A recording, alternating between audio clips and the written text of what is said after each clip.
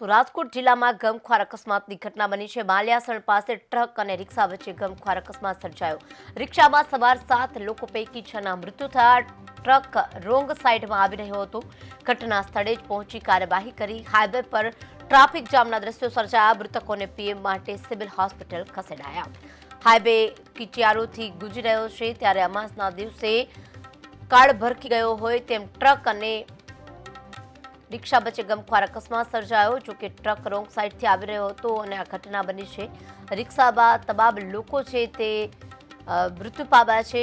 7 પૈકી 6ના મૃત્યુ થયા છે। ટ્રક રોંગ સાઈડમાં આવી રહી હતી। ઘટના સ્થળે કિકિયારો ગુંજી ઉઠી। ટ્રાફિક જામના દ્રશ્યો સર્જાયા। બતો છે કે મૃતકોને પીએમ માટે સિવિલ હોસ્પિટલ ખસેડવામાં આવ્યા છે। મહત્વપૂર્ણ છે કે ગમખ્વાર અકસ્માત બનતા જ ટ્રાફિક પોલીસ પર ઘટના સ્થળે પહોંચી આવી હતી। એક તરફનું હાઈવે બંધ કરી દેવાની ફરજ પડી હતી તો બીજી તરફનું હાઈવે ચાલુ રાખવામાં આવ્યું છે। રાજકોટ હાઈવે પર અકસ્માતની ઘટના બની છે। ગમખ્વાર અકસ્માત સર્જાયો। રિક્ષા અને ટ્રક ચાલક વચ્ચે ગમખ્વાર અકસ્માત, કારણ કે ટ્રક છે તે રોંગ સાઈડ આવી રહી હતી અને તમામ મુસાફરો જે છે રિક્ષામાં બેઠેલા હતા તે તમામના મૃત્યુ થયા છે અને પીએમ અર્થે હોસ્પિટલ ખસેડાયા છે। ટ્રક અને રિક્ષા વચ્ચે ગમખ્વાર અકસ્માત સર્જાયો। હાઈવે ચિચિયારીથી ગુંજી ઉઠ્યો। માલિયાસણ પાસે ટ્રક રિક્ષા વચ્ચે ગમખ્વાર અકસ્માત, તો રિક્ષામાં સવાર 7 લોકો પૈકી 6ના મૃત્યુ થયા છે। તો આ મુદ્દે વધુ વિગત આપશે સંવાદદાતા ધ્રુવ મારું। ધ્રુવ, અકસ્માત સર્જાયો છે, ટ્રક ચાલકની જે ભૂલ હતી તેના કારણે આ અકસ્માત સર્જાયો છે, શું વિગતો સામે આવી છે? ચોક્કસથી જો વાત કરવામાં આવે તો જે રાજકોટના જે માયલાસર પાસે છે જે ટ્રક અને રિક્ષા વચ્ચે છે તે ગંભીર છે તે અકસ્માત છે તે સર્જાયો હતો। રિક્ષામાં સવાર 7 લોકોને પેસેન્જર તેમજ 6 લોકોના છે તે મૃત્યુ થયા છે, જેમને લઈ જે ટ્રક રોજ જે સાઈડમાં આવી રહ્યો હતો અને જે મૃત્યુને પીએમ માટે છે તે અત્યારે હાલ સરકારી હોસ્પિટલ ખાતે રાજકોટની ખસેડવામાં આવી હતી। જો વાત કરવામાં આવે તો રાજકોટ જે અમદાવાદ હાઈવે છે એમાં ટ્રક છે તે રોંગ સાઈડમાં એટલે કે સામેની સાઈડમાં આવતો હતો અને જે રિક્ષા બાજુમાં પડી હતી તે રિક્ષામાં કુલ 7 હતા, પરંતુ જે 6 લોકોના છે તે મૃત્યુ થતા તેના પરિવારજનોના છે તે મોત નિપજ્યા છે। કહી શકાય કે જે 5 લોકો તો અત્યારે હાલ જે ઘટના સ્થળ છે તે જે ડેડ બોડી છે તે મૃત જાહેર કરવામાં આવ્યું હતું અને જે એક વ્યક્તિને ગંભીર ઈજા હતી તે રાજકોટની જે સિવિલ હોસ્પિટલ ખાતે છે તે ખસેડવામાં આવ્યા હતા। તેને પણ ત્યાં મૃત જાહેર થઈ ગયું છે। ક્યાંક ને ક્યાંક આ બેદરકારી છે તે મોટી કહી શકાય।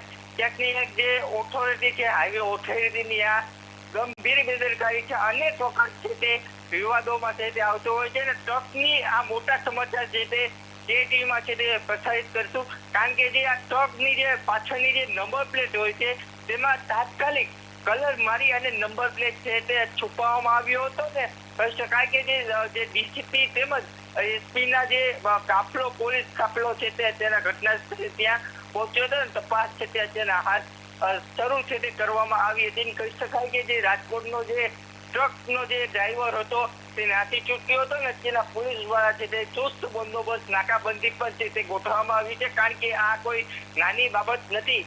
કારણ કે અત્યારના 6 લોકોના મૃત્યુ થયા છે ને જે કહી શકાય કે આ ગંભીર અને મોટો રાજકોટનો અકસ્માત થયો છે। રાજકોટ વાસીઓ પણ 6 લોકોને છે તે ગુમાવ્યા છે। ધ્રુવ, જે રીતના રિક્ષામાં બેઠેલા પેસેન્જરો તો આપ કહી રહ્યા છો કે પૂરપાટ ઝડપે રોંગ સાઈડમાં જે ટ્રક આવેલી હતી તેણે રિક્ષાને ઉડાડી, પણ એટલે રિક્ષા ત્યાં ઊભી હતી અને અંદર જે સભ્યો હતા તે તમામ લોકો ક્યાં જઈ રહ્યા હતા, ક્યાંના રહેવાસી છે અને તમામ લોકો છે તે એક જ પરિવારના હતા, એક ગામના હતા, કોઈ પણ વિગતો સામે આવી હોય?